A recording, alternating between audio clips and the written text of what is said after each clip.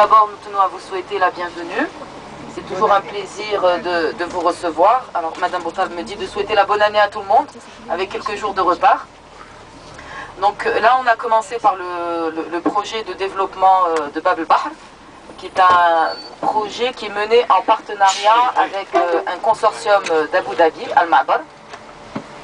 Nous avons démarré les travaux à la fin de l'année 2008 par la mise en place de fondations spéciales pour la totalité des bâtiments, puisqu'il faut savoir qu'on est sur un terrain qui est très mauvais, qui a un caractère géotechnique très mauvais, et donc on est obligé de fonder la totalité des bâtiments sur des fondations profondes.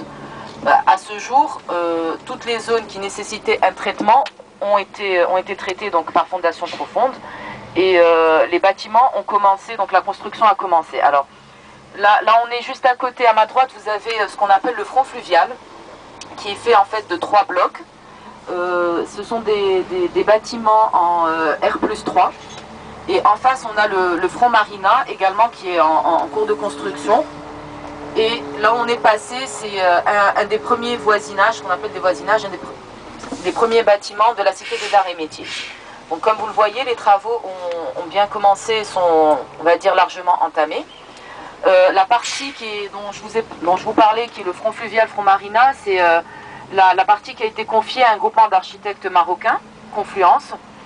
Tout le reste qui est en train d'être développé a été confié à un architecte, à une signature internationale qui est le cabinet Foster.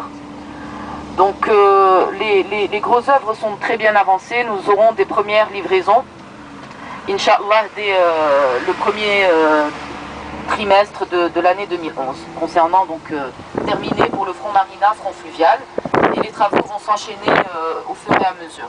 Donc on lance la majorité des travaux au courant de l'année 2010.